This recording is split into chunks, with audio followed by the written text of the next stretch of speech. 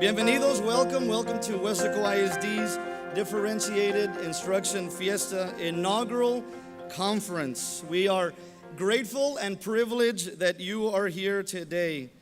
If you look inside almost any classroom today, you will see a mirror of our country. You'll find students from multiple cultures, some of whom are trying to bridge the languages and behaviors of two worlds.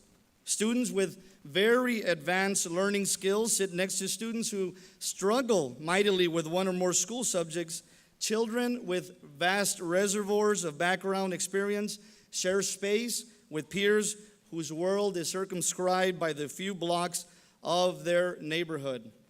All of these students have the right to expect enthusiastic leaders, teachers who are ready to meet the students as they are and to move them along the pathway of learning as far, as fast as possible. Wesco ISD's Differentiated Instruction Fiesta seeks to immerse all participants in 2 full days of research-based general and breakout sessions focused on reaching all learners. We are committed to learning. This conference would never have come to full fruition without the arduous work and dedication of persons working in the background. A big thank you to our WISD staff, too numerous to name, who work feverishly to ensure a successful conference.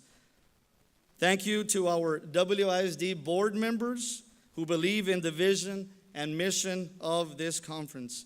Thank you to my secretary, Connie, who coordinated until the cows came home. And she kept me sane and on task the entire time. Secretaries are extremely important. Thank you, Samantha Holly, I don't know if she is here, for taking our vision of the Fiesta theme and bringing it to life. Thank you to Annabelle Rangel from Region 1 in Brownsville, who provided guidance and direction through the entire planning process. Thank you, Annabelle. Thank you also to our corporate sponsors, McGraw-Hill, Teacher Created Materials, Scholastic, and all who provided much to this conference. Also, thank you to all who donated door prizes, which will be given away tomorrow afternoon in our closing session. You don't want to miss that. You do need to be present to win. I would be remiss if I would not also thank the WISD teachers and administrators who answered the call to present at our conference. Without a doubt, your hard work, expertise, and willingness to share will help us reach all learners. Thank you to Mr. Abel Aguilar, Mrs. Sue Peterson, Mr. Sergio Garcia, our assistant superintendents, whose support and guidance is invaluable. To accomplish the conference goals, we need the vision and guidance of a leader. At the forefront of ensuring all WISD students feel known, valued, and inspired is our superintendent, Dr. Priscilla Canales. In the short time that she has been leading this district, she has inspired, motivated, and equipped all staff to continue their journey to be the best they can be for our students. I want to personally thank Dr. Canales in believing in this crazy idea of having Wesco ISD hosting its own conference. It was simply an idea that took shape and form, and here we are. Please help me welcome Wesco ISD Superintendent Dr. Priscilla Canales.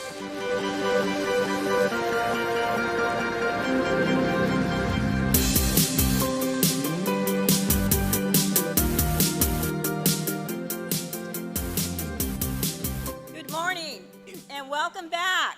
Almost, right? First of all, let's thank Mr. Elias Trevino for spearheading and believing in the spirit of teamwork and what can be done when people come together to create opportunities for each other, for children, and community. So big round of applause for Mr. Trevino. A tale of 3 Ralphs. It's a fact of life. I have a brother who's about to turn 50, and I have a sister who's about to turn 48. We're all different. Same mother, same father, but we're all different. In the way that we learn, in the way that we problem solve, in the way that we interact with others, and the way that we process information, different. A lot of times we get to the same result, but each of us is unique. And yesterday, talking to my father on the way back from the Teacher of the Year dinner and recognition for Region 1, he was reminding me of that. He was sharing stories about us growing up and how even when he had to discipline us and teach us lessons, different things worked for me, for Orlando, my brother, Orlando, and my sister, Selena. So a tale of three Ralphs.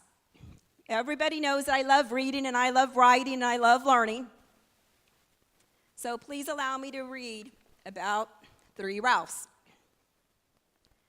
Once upon a time, there lived a husband and a wife who decided that if they ever had children, they would do everything in their power to be the fairest parents in the world, to make sure that we bring up all our children equally, fairly, they vowed. Let's make a golden rule. Each child will be treated exactly alike, with absolutely no exceptions. Soon the husband and wife had a little baby son. They named him Ralph, and they loved and cherished him. He grew and grew, and the little family was incredibly happy. When Ralph was 3 years old, his parents had a second child. This time it was a baby girl. Remembering their rule to treat each of their children exactly alike, with absolutely no exceptions, they named her Ralph also. For a moment, they thought about calling her Ralph II, but that's not exactly what we called our first child, protested the husband. You're right, agreed the wife. It wouldn't be fair. So they decided to call the new baby girl just plain Ralph. As time went on, no matter what happened, the parents kept their promise to treat each of the children exactly alike. And so when their first Ralph developed a runny nose, they gave both children nose drops. And when their second Ralph fell down while roller skating, both children went around with bandaged knees until the second Ralph's cut was completely healed. Finally, when the first Ralph was 10 and the second Ralph was 7, the proud parents had a third child.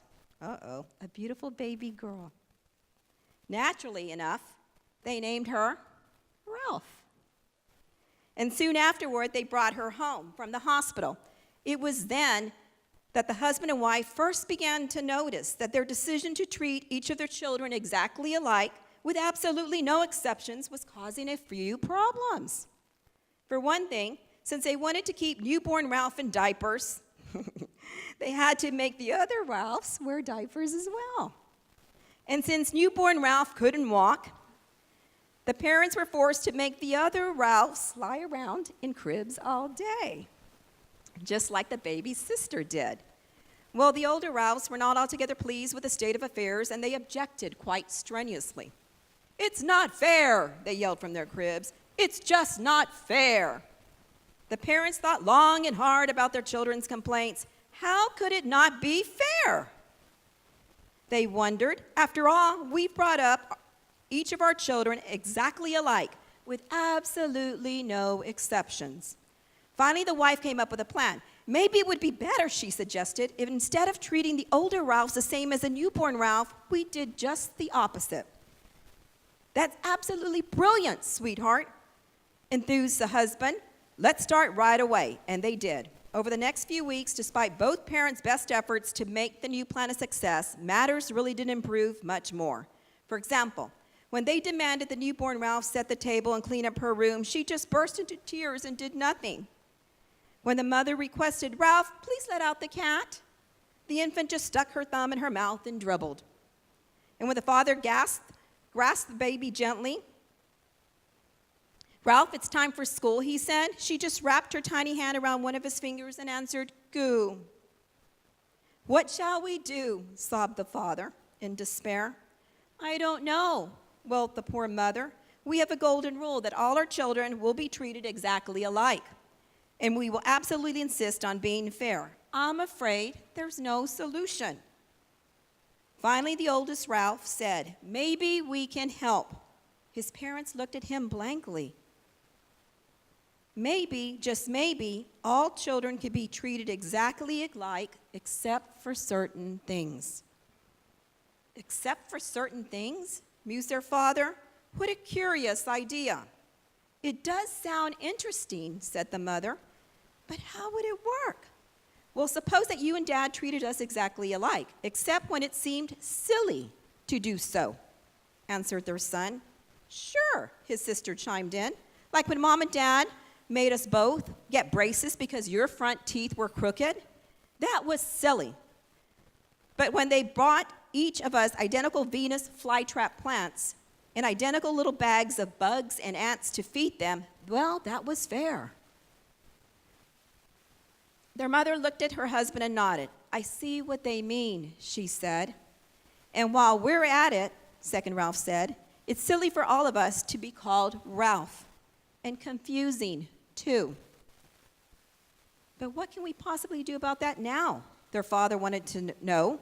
Well, you could start by giving us new names, the first Ralph suggested. Fair enough, said their father. Well, why not, said their mother. She turned to the first Ralph. Ralph, what would you like your name to be? Well, I've always been rather partial to the name Ralph, he said. Okay, said the mother uncertainly. Ralph it is. She looked at the second Ralph. How about you? If you could have any name in the world, what would you pick? No doubt about it, her daughter replied without hesitation. I want to be called Ralph. Said the father. He looked in the crib where his infant daughter lay chewing on school books her parents had left there and hoped that she would finally begin to catch up on her homework. And I suppose you'd like us to be calling you Ralph, too. The baby was too young to answer, of course, but the parents could tell from the glint in her eyes that the name Ralph suited her just fine. And so, from that time on, Ralph, and little sister Ralph faced a fair but somewhat confusing future and a family with a new golden rule for bringing up children equally fairly. Since no Ralphs are alike, since no Ralphs are just like their sisters and brothers, what's good for one Ralph might be bad for the others, or to each Ralph be true. In our district, from day one, I've been inspired by the tremendous support that children have from you, from administration, from religious leaders, political leaders, from parents to community. From day one, inspired by that. It motivates and it keeps all of us focused. And then when we look at every child and we see ourselves and we see our little sister and we see our brother, it's amazing what that does to our spirit as educators. To give more and to be more and to learn from every single moment. We're all teachers. We talk about teachable moments. We all have them every single day. From the bottom of my heart and from our board of trustees, thank you for treating our kids in a true and fair manner, for recognizing and celebrating their differences, and for taking them sometimes from, I don't believe, I don't think I can do this, to yes, I did it. You are the ones that create environments where our students feel known, valued, and inspired. And because of that, every single moment of every single day, I, like you, feel so blessed to be part of Weslaco ISD. Thank you. To all our presenters, a teacher-to-teacher conference, amazing. Thank you for presenting. For those of you that didn't, your presentation, your presence in the classroom, and the sharing in the courses and the sections that you're going to attend are going to be powerful. Look at you. And now, let's turn around and let's applaud our great team, Weslaco ISD. Welcome back.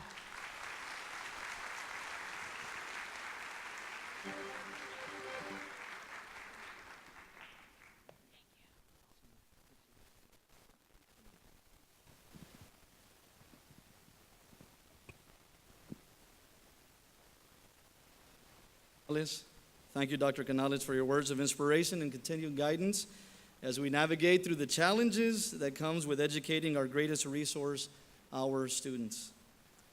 Dr. David Bowles is a Mexican-American author and educator from South Texas. He is from here, where he teaches at the University of Texas, Rio Grande Valley.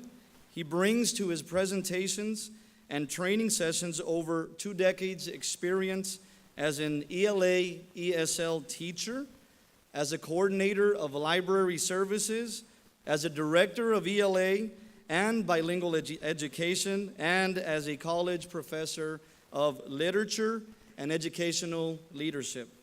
The recipient of awards from the American Library Association, Texas Institute of Letters, and Texas Associated Press, Dr. David Bowles has authored several titles.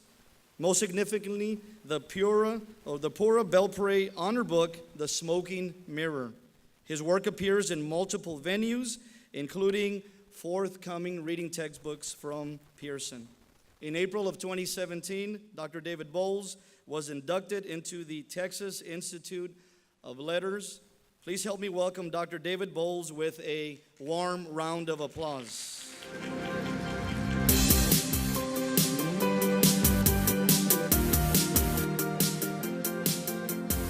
Wow, it's like being on some kind of morning TV show, right? With the music and stuff. Qué gusto verlos. A ustedes, damas y caballeros, y nuestros fantasmas acá enfrente, right? Our invisible guests that are sitting up in the front rows. Isn't it funny how, we're just like our students, right? I always say, that's perfectly fine. It's human nature, but then let's always keep that in mind when we're working with students and they do the things that we do. Let's be patient with them, right? It's great to be back in Wesco ISD. These were, for a time, my old stomping grounds. I grew up in McAllen. I went to elementary and junior high there. But in the 9th grade, in the summer before 9th grade, we moved to Wesco. And so I did 9th grade at Wesco High School. And it was traumatizing to shift from McAllen to Wesco, leave my friends behind and so forth. But it was a very welcoming city. I stayed for 1 year and then went to PSJ 8. No, not because of any decision that I had control over, but my parents, you know how that goes. Divorce, and all that kind of stuff, you get moved around. But the Valley has been my home and my family's home for generations and generations. And growing up in the 70s and 80s there in McAllen, one of the things that I experienced in school was, because I'm half Anglo-American and half Mexican-American, was the centering of that Anglo-American side of my identity and the gradual kind of erasure academically of the Mexican-American side. I still remember being in elementary and not being exposed to any writers of Latino extraction at all. In fact, I think the only book that we read that had any kind of representation that was slightly like Mexican-American was that Ferdinand the Bull book. You remember that? Because it had some people with Spanish names. Oh, this is better. This is like the perfect place because the lights are not shining. I'm just going to stand here the entire time like this, like a robot. And then when I got to junior high and then high school, I would get exposed to some Latin American writers, but there was really very little emphasis, or hardly any at all, placed on the literature, the contributions in terms of social sciences and mathematics and so forth of Latinos in the United States. It's a really, really tough thing in retrospect to think about. When you're in the midst of it, though, you just figure that's the way it is. Pues nosotros no hacemos nada. If I'm gonna learn stuff, I'm gonna learn what the things that my mom's people do, and not the things that my dad's people do. And it was kind of tough, especially when I got to college, Pan American University in 1988. And my second semester there, I took a couple of classes that kind of ripped the blindfold off. And one of them was an intro to anthropology course that introduced me to the fact that Mexico had a mythology and a series of legends and an entire pre-Columbian past that I had no idea about. Even though I loved mythology, I had not been exposed to any of these Aztec or Mayan or Purepecha or Zapotec gods or any of these things. And the other thing was my survey of world literature class in which we read Sandra Cisneros' House on Mango Street. And for a lot of people, that's like your awakening. You go to college, you read House on Mango Street, and you're like, ¿qué? No manchen. This has been here this whole time? I mean, it's not, younger people maybe don't identify with it as much as those of us who are like over the age of 35, because schools have gotten better about this and there is a lot more Latino literature in the classrooms, but it was tough. And it was one of those things where you kind of have two choices. You either accept the erasure of the academic power of the Spanish language in the Latino culture, or you say, no, that's just like a home thing, that's just like restaurants and music or whatever, it doesn't have any place in my actual academic life, and I'm going to embrace the white mainstream. So what I did was I doubled down. I was like, you remember the first Star Wars movie where Obi-Wan Kenobi and Darth Vader are fighting with each other, right? That really slow fight they have, because they're old and they're like, and there's one moment where Obi-Wan Kenobi kind of just decides to stop this nonsense, holds his lightsaber up, and tells Darth Vader, look, if you strike me down in anger, I'll become more powerful than you can possibly imagine. It's a gutsy thing that he does. Allows himself to be killed, transforms into this like Force ghost that continues to help out the fight. And that's my reaction as well. My reaction was, you know what? I'm going to try to erase this part of me. Well, I'm going to double down and become more Chicano than you could possibly imagine, right? And so you start, really, really digging into your roots.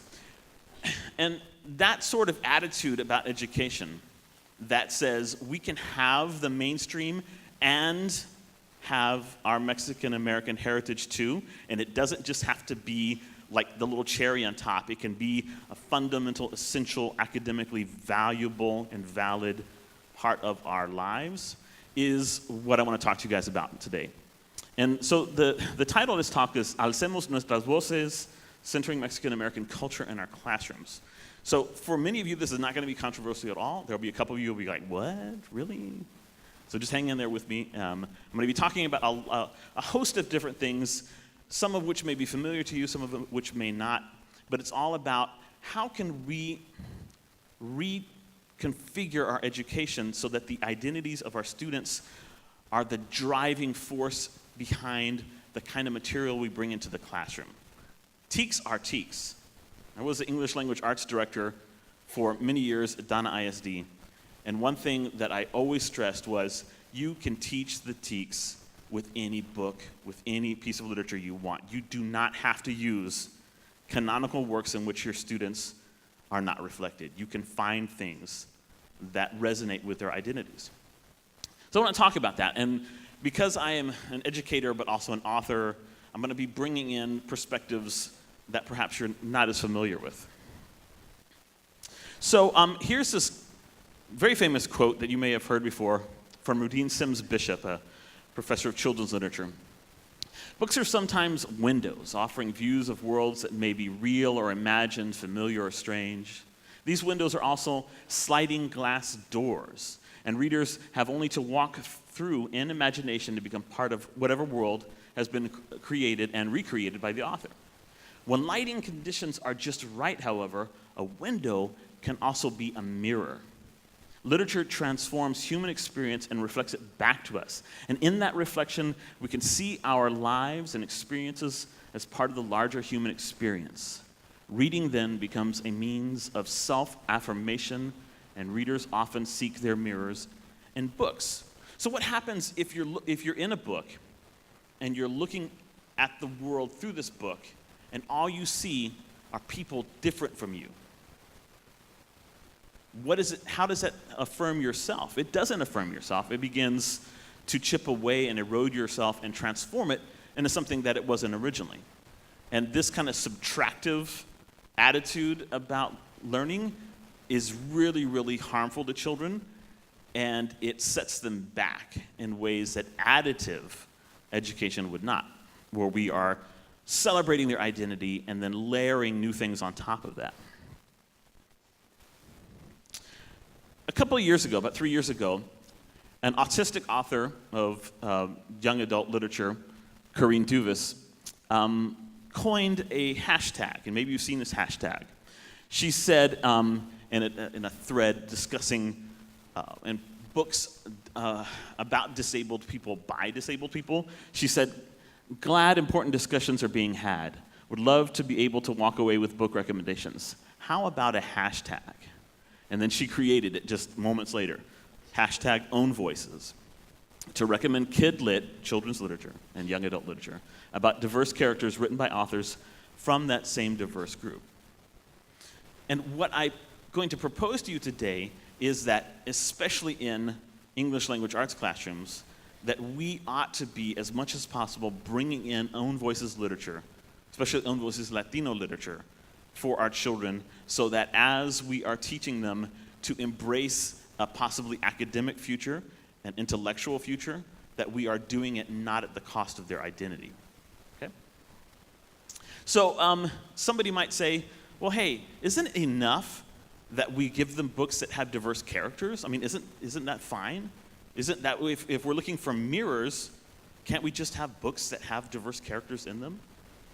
The problem is that it isn't enough. One of the issues, of course, is that there's a long history, and I'm going to get into it with you in a bit, of majority group writers in America, that would be white people, writing books in which the protagonists are of color. In other words, they're minority groups, right?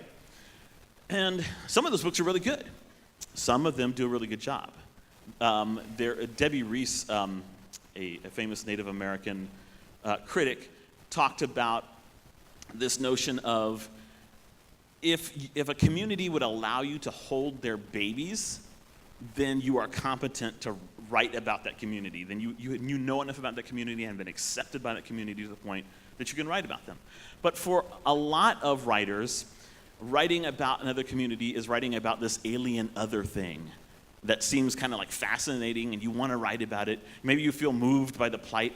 You know, you're like an Anglo lady in New Jersey who feels moved by the plight of Guatemalan kids who are, you know, coming in La Bestia and having to cross and being separated from their parents and all this stuff. And so you write a book about it when you know nothing about that culture at all and you've never lived among those people. There's a problem with that, and it can be a harmful thing. Misrepresentation can be harmful to kids. Marginalized people get their stories taken from them, misused, published as authentic. And one of the worst things about it is marginalized authors from those same cultures, find it difficult to get their books published. They get rejected again and again. And when they are accepted, they're often not given the same sort of publicity. They don't make the same amount of money. It is a marginalization of an already marginalized person. So why does this matter? Well, even when portrayals of diverse characters by majority group authors are respectful and accurate, there's this extra degree of nuance and authority that comes from a writer writing about their own experience, right? So Own Voices books have this added richness because the author has lived the life that they're portraying. And the students recognize the authenticity of that approach. When they read a book about someone from their culture, written by someone from their culture, it resonates with them.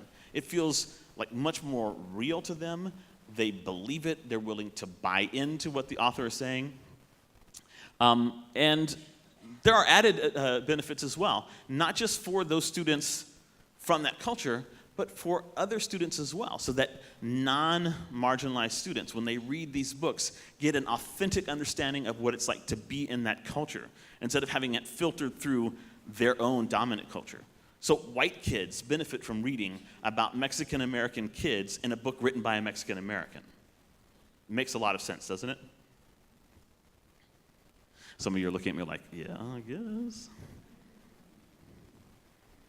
One of the obstacles, however, and I worked in school district administration for 10 years, and I know how this kind of thing works, is that sometimes we set up these silly barriers to bringing in this kind of literature.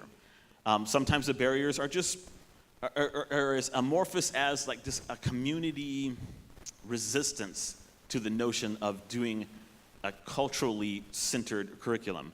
They're like, oh no, but then our students are going to be at a disadvantage because the Anglo kids, they're reading these books, and if all we do is bring in Mexican-American books, we're going to be put at a disadvantage, which is, again, a lot of nonsense because you're teaching the skills, not the content of the books. But there are other things that demand, for example, that librarians order only books that have been reviewed in certain journals and that have received stars and blah, blah, blah, blah. So, school districts, individual schools, individual teachers and librarians sometimes set up barriers for these kinds of books to come in that we need to be careful about. And frankly, my thesis is that in the RGV, we really need to center Mexican-American voices. That one of the problems we're having with reluctant readers and struggling learners is that we erase their culture. Our culture was erased when we were in school. Those of us who have lived in the Valley, maybe our parents, maybe our grandparents as well, maybe going back several generations. And so we're used to it. School is a place where you go and you learn in this mainstream way, and that's just the way it is. We don't want to have bilingual education. We don't want people using Spanish. No. We treat Spanish as if it's some kind of thing that needs to be sidelined and eventually eliminated from kids so that they can, as if knowing Spanish te hiciera menos capaz de hablar inglés, que es una tontería, como todos sabemos, ¿no?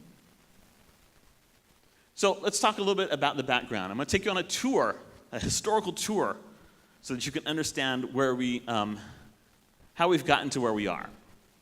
So there was really no viable literature for and about U.S. Latinos until the 70s and 80s.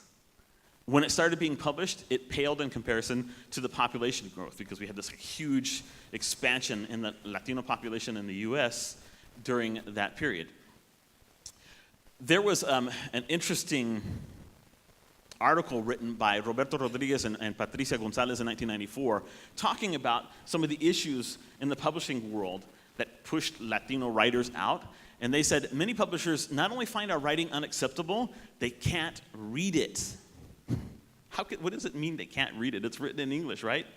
The thing is, it's the voice, the dialect, the perspective on storytelling that's different in the Latino culture than what exists in mainstream America. And we're going to talk a little bit more about what it means to grow up with a particular voice and a particular notion of quality and how that can throw up blockades to people.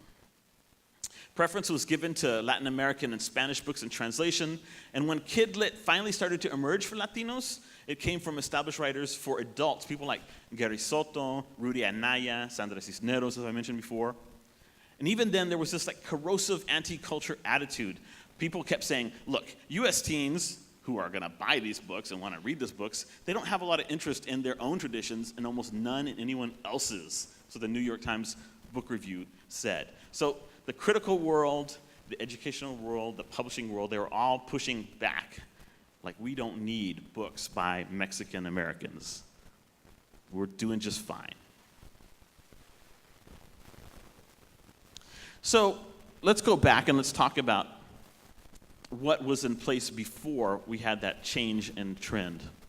In the 20s and 30s, you had any books that were about Latinos, about Hispanics, to use the term that was used at that time, or Latin Americans. They were about exotic locales and folktales, and they were almost all written by non-Latinos. And it was this kind of othering of Latin America to make it kind of like this almost like fairy tale place where there were burros and people taking siestas with their sombreros and their zarapes, right?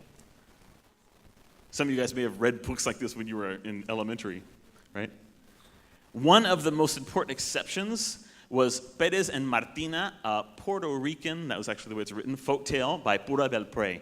And the award that I won several years ago for the Smoking Mirror is named after Pura del Pre. She was the first Boricua to be an important librarian in New York City.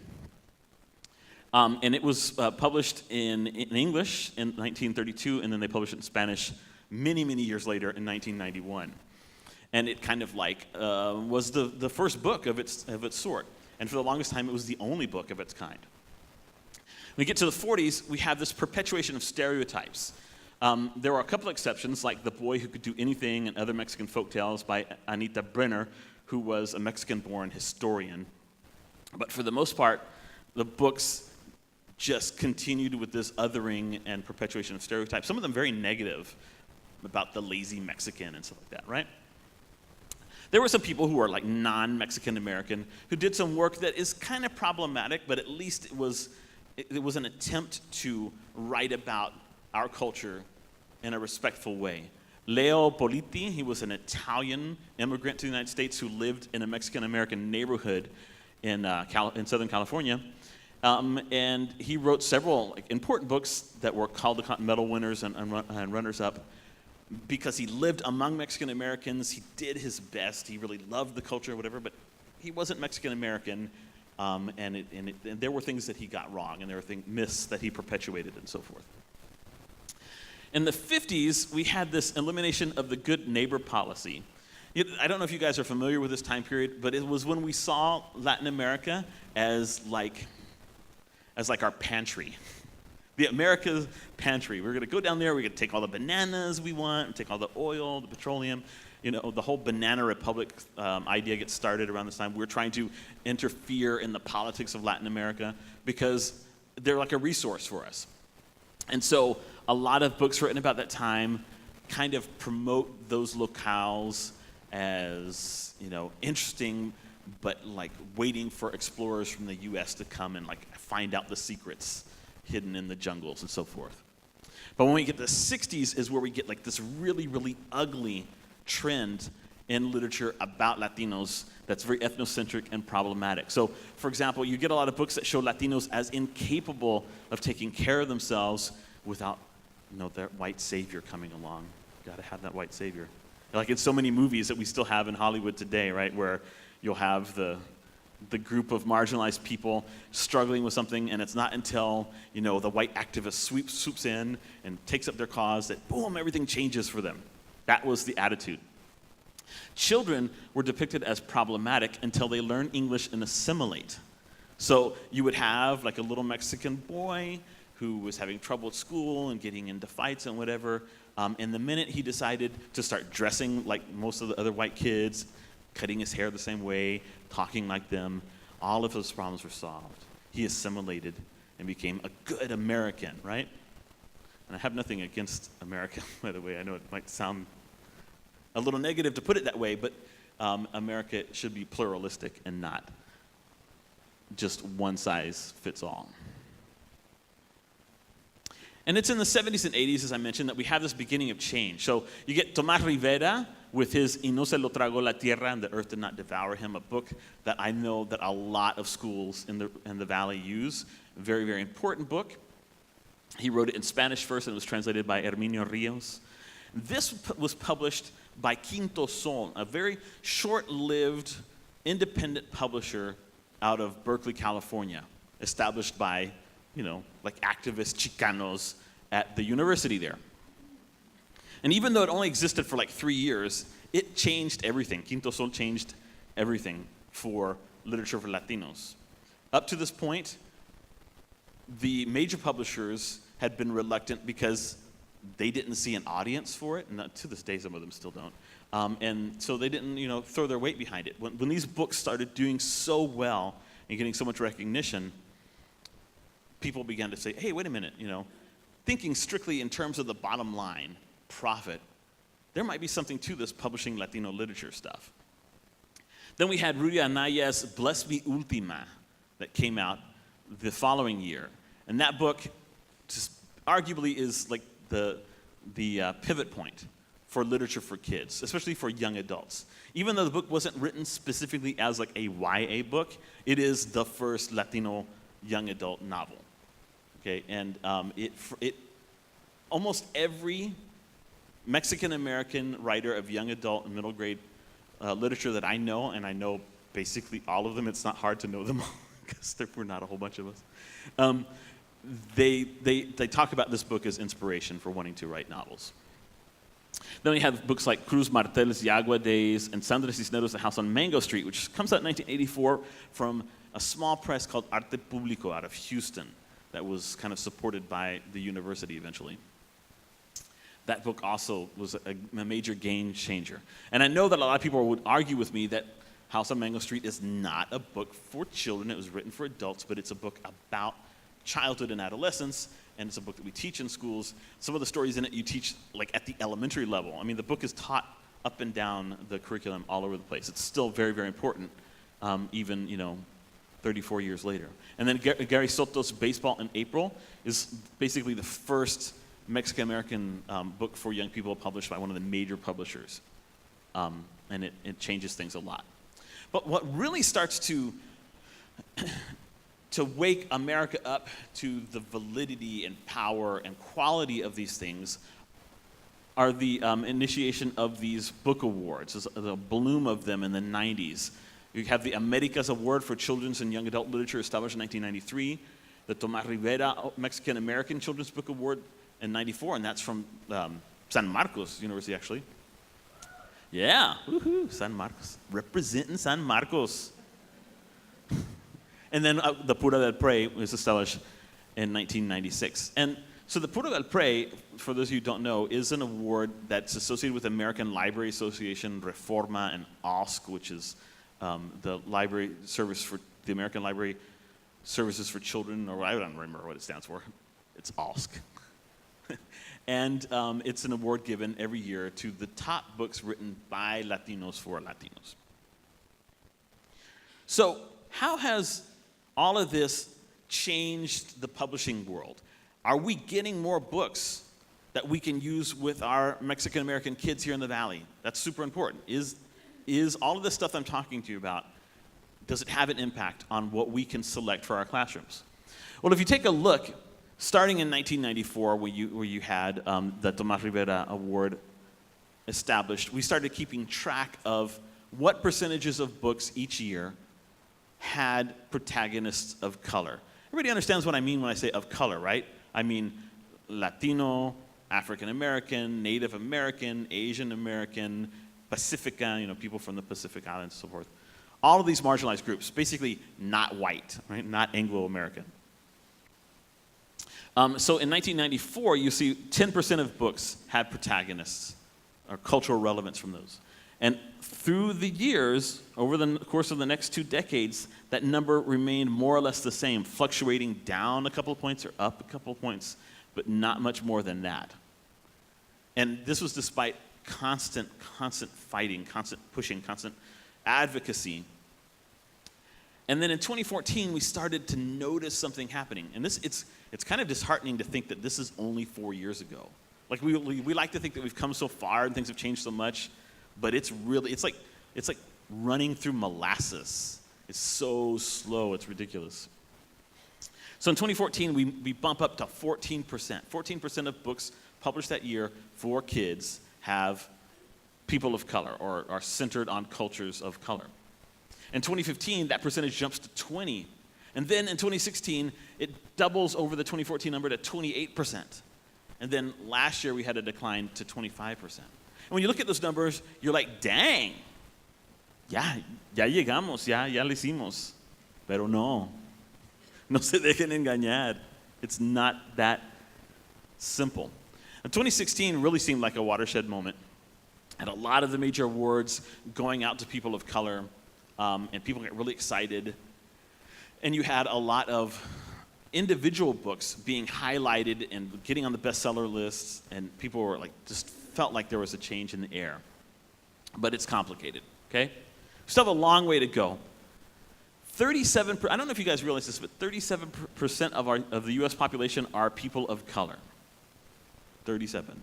You wonder, I know, I apologize to Trump supporters in the room, but if you wonder why sometimes it feels like there's a big pushback, largely from the right, against like people of color, immigrants, and so forth, not just undocumented, but of all sorts, some of it might derive from this, the fact that within a couple of decades, people of color are going to be 50% of the population. Right now, 50% of the school-age population is of color. So if you think about it, 50%. So if only 25% of the books being published are centered on protagonists of color, but 50% of the kids are of color in school, seems to be it's still a huge disparity. 26% of the school-age children are actually are Latinx. The X means boys, girls, and like non-binary folk, right? 68% of those Latinx kids are Mexican American. We make up the vast majority of Latinos in this country. And this is one of the reasons that a lot of Mexican Americans don't want to be called Latino, because they're like, hey, what do we get out of being put under this umbrella of Latino? Like, we're the majority. And I hear that, I understand it. About a third, 18 million of the nation's Latinx population is younger than 20. They're the Gen Z kids that you have in your classroom. 18 million. It's a huge number. About a quarter, or 15 million, of all Latinx are millennials. By the way, you guys do realize that millennials are like 20 to 35? So when you go, oh, those millennials, and you're talking like 17-year-olds, no, those are not millennials. Those are Gen Zs. Millennials are not eating Tide Pods, guys. They're not. It's not them. Like most of the people in this room right now are millennials, basically. So don't talk about millennials when you are a millennial. It's like really kind of funny. I started off by talking about mirrors, and here's a super popular graphic that came out in 2015 to try to help you visualize how problematic this can be. So you have a room here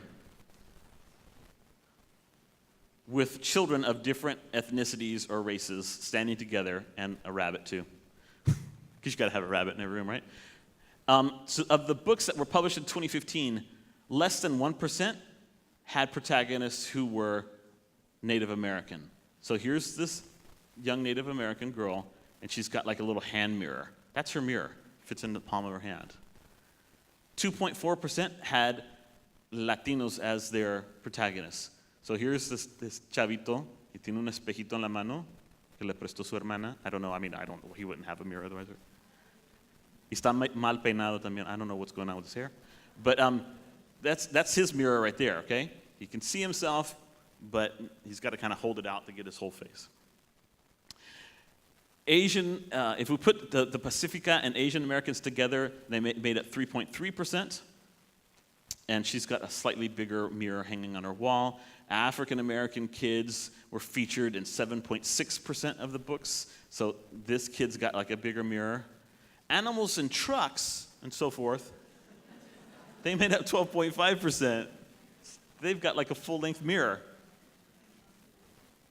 La India acá está como, hey, che conejo. Give me your mirror, what's going on here, right? And then acá el güerito, the white kid, look at all the mirrors. He's got like a disco ball. He's got like mirrors coming out the wazoo over here like this. Everywhere he looks, he sees himself reflected. For our kids to see themselves reflected, they have this little small mirror. But if they look up, they're going to see this white kid reflected in all these other mirrors and the bunny too, right? So, think about what that does to a kid. For all of society to be centered on this kid's identity, even though he doesn't make up an equivalent percentage of the overall population. It's something that begins to grind away at your identity. Plus, the improvement that I was showing you guys isn't what it looks like. So in 2017, Black, Latinx, Asian, Pacific, and Native authors combined, authored only 476 out of 3,700 books published for kids. That's sobering. When you look at the numbers, you're like, caray. 13% were actually written by them. So that 25%, that means 12% of the 25 were written by somebody who wasn't of that culture. Okay? So that sharp increase in numbers over 2014 is due to white authors jumping on the bandwagon. They're treating it like, oh my God, it's like a trend. It's trendy to have like a Latina protagonist. So I'm going to change Susie Johnson in my book to Maria Alvarado, and then boom, I've written a book of color, and I'll just like change the descriptions of her hair to like frizzy blonde to like long and black or whatever.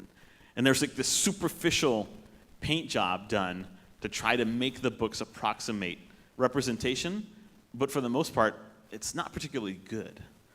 So we haven't solved the problem. All we're doing is we're giving the system more ways in which to kind of screw us over and to sell us a bad deal. Look at when you start breaking it down, 29% of books with black protagonists were written by black authors. Only 29%. The other 71 were written by white people. 34% of books with Latinx protagonists were written by Latino authors. The other 66% by white people, and so on. So it's kind of sobering. Like, what's going on? Why are writers of color not getting these book deals? And I tell you what, it's not going to get any better anytime soon, because when you look at book deals for this year, they're already the percentage for writers of color is low still. There's an average of 6 deals per month for Latinx authors, which is only about 10% of the overall number of new contracts. So like every month, the major deals from major publishers get published, and I look at this, and I follow a blog that breaks the numbers down, and we're not catching up. The publishing industry is not reaching out. It's not doing this proactive attempt to get a more diverse bank of writers so that we can have a more diversity in our literature for kids. So, what do authors say? I mean, obviously, as a light-skinned Mexican American with an Anglo last name, I have less difficulties when people meet me and I'm talking to them and they read my books. I start having problems, but there's not as much problem face to face. But when I talk to my friends who are from a range of different Latino backgrounds, they kind of say the same stuff again and again. The times they've been rejected, the times that they haven't got agents and so forth, they keep hearing the same sorts of things. The voice and dialogue in your book need to be revamped. Like, readers are not going to want to read this. And what they're trying to basically say is, you need to write like all the Anglo authors out there that are bestsellers, because we want your book to be bestselling, and that's what we think, that you have to write like them. You have to ape their style in order for kids to want to read you. The use of Spanish, that's one of the things that got me rejected again and again. The Smoking Mirror, the book that got that Puerto Bel Prey author honor in 2016, was rejected by so many agents and so many publishers. It was like a rejection after like dozens and dozens and dozens of rejections. And again, what they said was, there's too much Spanish in this book. Even with the glossary at the back, even with like the fact that the Spanish was contextualized, there's too much Spanish, But you can have a book like The Hobbit or The Lord of the Ring that has a bunch of like elvish words in it. And nobody like even like bats an eye at that. You're gonna have like all these like fantasy series that kids love, like the Harry Potter books with all made up words, stuff like that, and all the spells and like pseudo-Latin, and nobody goes, oh my God, there's too much Latin in that book. You really need to like dial back that Latin. But they'll say it about Spanish. Híjoles. I don't know, man. A lack of white characters. One agent told me, look, your book is about these twin Mexican Americans who could shapeshift, and they go to the to the Aztec underworld to rescue their mom. Couldn't they have like a white sidekick that comes along with them, and then they have to like explain stuff, and then that can be like a stand-in for the reader? And I'm like, no, the twins are the stand-in for the reader, because I'm writing for Mexican American kids, and then anybody else who wants to read about Mexican American kids, but I'm writing for them first. I'm writing for my children and for like the kid that I was that needed a book like this, and and all the kids that I taught in middle school and high school that needed books like this. But they're happy if you have a Mexican American as a sidekick, right? It's fine. And then they'll be like the first person to die, right? It's like being a black actor and your agent's like, I've got you a role on The Walking Dead. Oh wow, thanks. What is it, like 2 episodes? Because the black people always die in The Walking Dead. Those of you who don't know, it's if you're black. I'm surprised that Michonne has lasted as long as she has. Cultural inaccessibility is another one. Oh, well, it's just that, this culture is so unfamiliar. Oh, really? And like the wizarding world is familiar to people? And so even if they do accept it, they'll be like, gosh. So the main characters in the Smoking Mirror are Johnny and Carol Garza. And they're like, there's no scenes of them like in the fields or,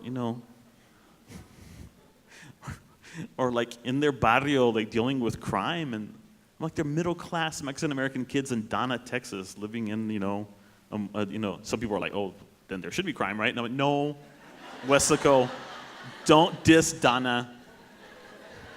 We have plenty of neighborhoods where there's not crime. What's wrong with you people? There are people in this room from Donna. Yeah. My name. I still remember 23 years ago when I bought a piece of property like just north of Donna so we could start building a house, and people were like, so where are you moving? And I'm like, to Donna. And they're like, why? The land is really cheap? Oh, okay. But then I came to love Donna. I had gotten a job there at a middle school, was the main deal. So not fitting the stereotypes of the culture. Like in this room, full of Mexican Americans, there's such a diversity. That's one of the things we have to keep in mind when we're talking about differentiated instruction, is that every single one of us, every Ralph in this room is different and has their own background and their own needs, right?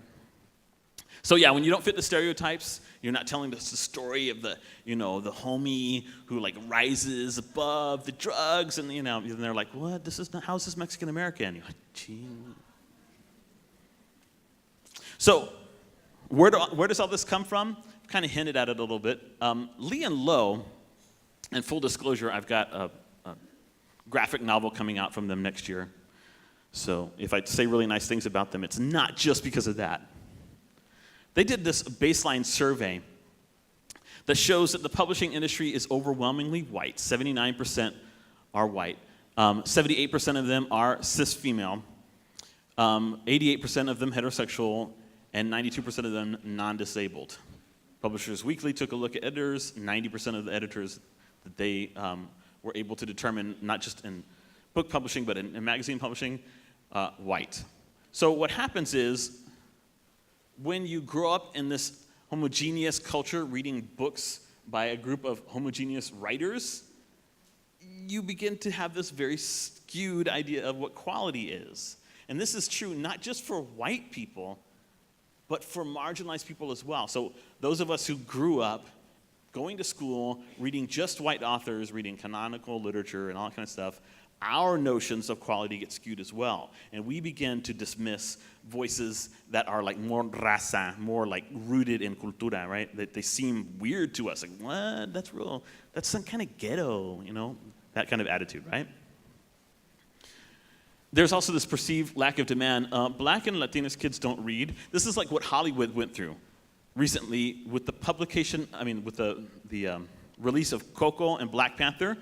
People in Hollywood are like, oh, snap, wait a minute. Mexican Americans and black people go to the movies? You're like, dude, yeah. They're like the majority of people who go to the movies. We love movies. Man. So now they're all scrambling and like looking for writers, of Mexican descent to like do scripts. And it's kind of a cool time to be a writer who's getting tapped by, Hollywood producers to do scripts and stuff like that. But it's funny that they've waited until like 2017 to go, oh my God, this is crazy. But for the longest time, it was like, well, Latinos don't read. And we've proven again and again that that is not true. We are a huge portion of the reading demographic. And then a perceived lack of creatives. Well, there's just not enough people of color writing and illustrating books, and one of the problems with that is, when you get generation after generation being rejected by the publishing industry, yeah, you get a lot of people who are like, you know what, screw this, I'm not doing it anymore. Throwing in a towel, I'm not even gonna try. Or I'm gonna go the indie route or whatever. So some of that perceived lack is reflected in reality, but they're the ones who need to change it. The publishing industry needs to change the way they do things so that creatives will step up to the plate. It's a gatekeeper problem at the end of the day, guys. Editors, agents, they're the ones who sign authors and get them the deals. And if they're blocking entrance to people of color, then people of color are not going to get in. But what's really interesting is that David Gale of Simon & Schuster, one of the big wigs there, said, we choose and publish the best of the diverse literature that is offered to us, but the other gatekeepers, booksellers and schools, aren't buying. Now, I said this several years ago, and things are changing, but there's something important about this, because we can't control what publishers and agents do, but we can control what schools do, because we're in the community, we're in the schools, and we can make decisions. And if we demand, if we're purchasing books that are written by Latinos, then publishers will say, the sales will go up, and publishers will go, oh, this is a viable way for us to make money, let's publish more Latinos. It's a supply and demand thing. They're not going to do this out of the goodness of their heart. They've made some changes, but for the most part, they're not going to. Right? So what can we do? It's not easy work. It's really, really hard. We've got to fight. We've got different organizations like We Need Diverse Books, Disability in Kidlit, Latinx in Kidlit, bloggers like Debbie Reese, advocates like Oralia Garza de Cortez, lots of people fighting the good fight. And I'm going to skip over some of the stuff we talked about already. One of the coolest things is that people, like white people with power, are stepping up and sharing their power and privilege and using their privilege to promote writers of color. So how many of you guys know who Rick Riordan is, right? The Percy Jackson series and all that stuff. And, kids love those books, right? Well, he went to Disney Hyperion, the publishers of his books, and said, I want to create my own imprint with you guys. And they were like, oh my God, yes. We could sell more books and make more money? Sure.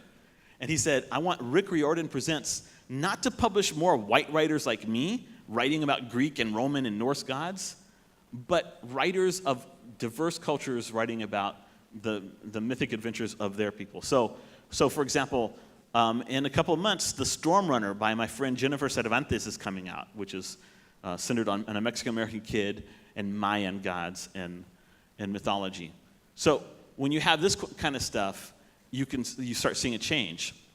Another thing is the Unicorn Rescue Society series created by Adam Gidwitz and a team of creatives. Adam Gidwitz, a best-selling author, Caldecott honoree, decided, he could basically have done anything. Penguin would publish anything he wrote. He's like a Wunderkid. He's like, one of their favorites. Jewish American from New York City, right down the street from their offices and stuff like that. But he chose instead to create a series in which he would collaborate with writers of color to tell the stories of different legendary creatures and a society that tries to rescue them. So luckily, I'm one of the authors in this series doing a book about chupacabras. Yeah, it's kind of cool. My book is going to come out in April, and I'll show you really quickly towards the end some of the books I've got. But he's also teaming up with Joseph Bruchac, who's an Abenaki, he's a Native American, he did the Sasquatch book that's back here in the back. Emotegi, who's a Cuban American, really, really cool author, and Henna Khan, who's Pakistani. It's just really, really great to see, an author using his power and privilege to leverage in voices of people that might otherwise not get heard. So when we're thinking about what we can do, we really need to take a close look at our holdings in our libraries and our classroom libraries and ask ourselves, do we have a diverse enough collection? Am I emphasizing, and I know there are people other than language teachers in the room, but even you can think about in the readings that we do, like expository, nonfiction, science, or math, or history, things that we do, how can I bring in more diverse voices, especially more Mexican-American voices? Take a hard look at it. Think about what you can do. There are tons of resources on the web. We Need Diverse Books has this great clearinghouse of links that you can tap into if you're unsure of what things to do. I obviously would also suggest taking a look at the Prey award list and so forth. There are things that you could do on campus to start promoting this, because you've got to get other people to buy into it. So having literacy facilitator book clubs where you get the librarian and key English teachers and ESL teachers and other people who are involved in the linguistic development of your ELLs and other students in your campuses to come together and to take a look at some of these key titles, read them together, and start making decisions about which of those books make the most sense to include in your curriculum, in your classrooms, that can be beneficial to students.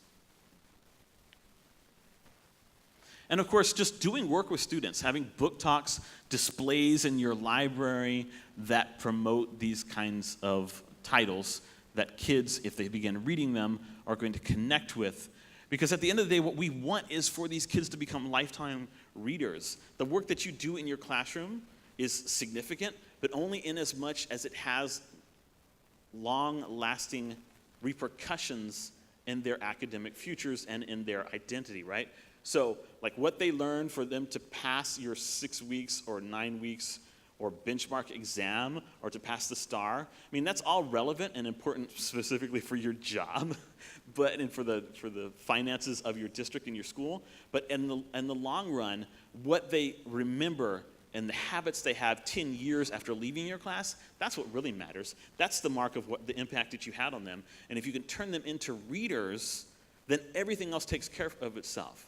When I was 4 years old, in love with story, or the stories that my grandmother Garza would tell me about lechuzas and La Llorona and so forth, I desperately wanted to read so I could have access to more stories because she was old and she kept telling the same stories over and over again.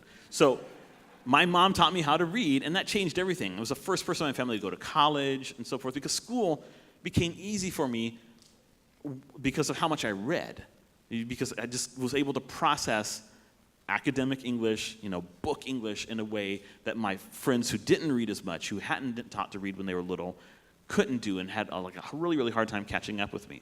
This is the single most important thing. The single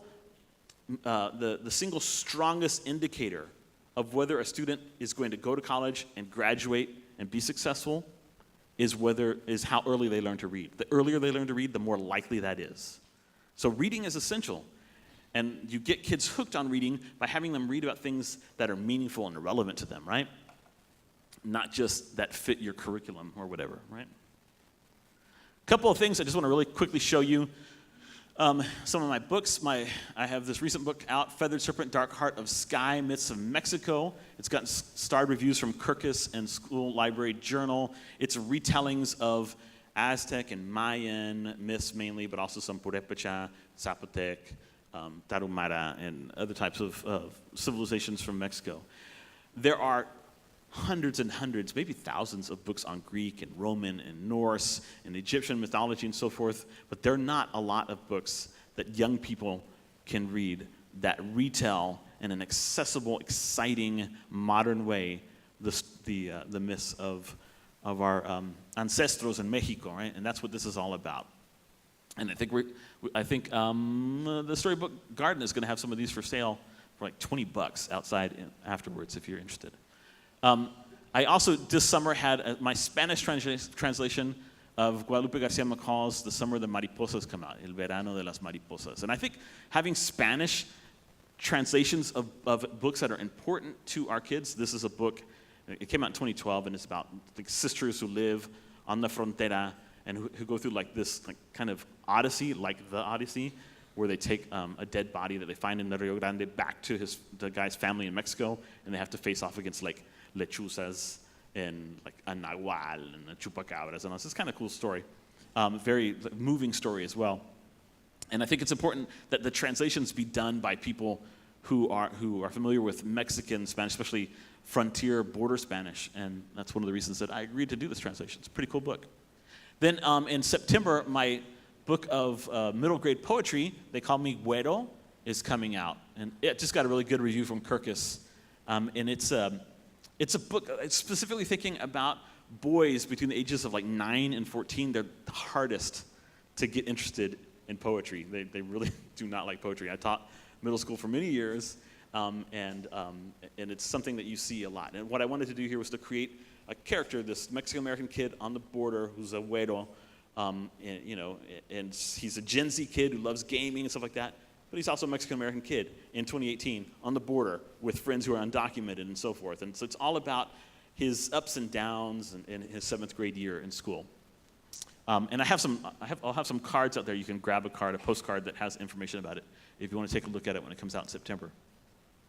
Other books of mine that are coming out, so my Garza Twins series, The Smoking Mirror that I talked about was the first book. The third one is coming out in September as well, The Hidden City. Then my Unicorn Rescue Society book, The Chupacabras of the Rio Grande, is coming out in April 2019. And my graphic novel, Clockwork Curandera, which is like a steampunk graphic novel set in an alternate northern Mexico, South Texas in 1865, where magic and steampunk technology coexist. That's coming out in 2019. And it's illustrated by Raul Gonzalez, Raul III, the guy who did the Lowriders books and also the one that put it up Pray for that work. And then some of you guys may be familiar with some of my other work, but I'll just quickly show you some of those books. Ghost of the Rio Grande Valley has been very, very successful. 17 different hauntings up and down the 4-county area. And it came out from the History Press in 2016. Border Lore, and I think I have some copies of this. I think that the Storybook Garden has a couple copies of this. This is the one that we're working to turn into a TV series.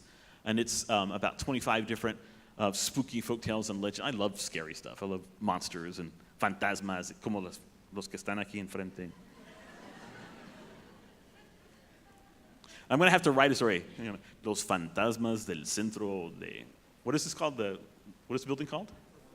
The Performing Arts. Centro de Arte de Hueslaco. Ningún maestro pudo sentarse en las filas de enfrente por el hechizo de tantos años. Anyway. Ojo, administradores, they're going to start using that as an excuse. I'm sorry, Bull said they're ghosts. I ain't sitting up there, just saying. Mexican Bestiary is my bilingual encyclopedia of cucuys from the valley and from northern Mexico. It's like 40 different cucuys from the common ones like lechuzas and so forth to stranger ones from Mexico like the huizotl, alebrijes, and all kinds of cool stuff. And then Creature Feature is an ebook that came out from AIM Media Texas, the people who published The Monitor. And then it came out in a paperback from Overlooked Books also. I was one of the writers on the Texas Tales That Never Die series, which is 4 anthologies. It's also bilingual, illustrated, ghostly women, creepy cucuys, deadly encounters, and mummies and mermaids. Mummies and mermaids, only I could combine mummies and mermaids into a single one. It's bizarre. Then I have my Mexican kaiju novel, which is not really written for kids, but teenagers would like it. It's a general audience, but there's not a bunch of horrible stuff going on, not a lot of bad language. But it's about huge monsters coming out of volcanoes in Mexico and destroying cities. It's a lot of fun for kids who like Godzilla and Pacific Rim and stuff like that. And then there are the other 2 books of my Garza Twin series. And that is it. Thank you so much, guys. I really encourage you to think about getting diverse books in your classrooms. Those of you who are not literature or language teachers, think about ways that you can center the Mexican-American experience in your classroom. There are ways. Thank you so much.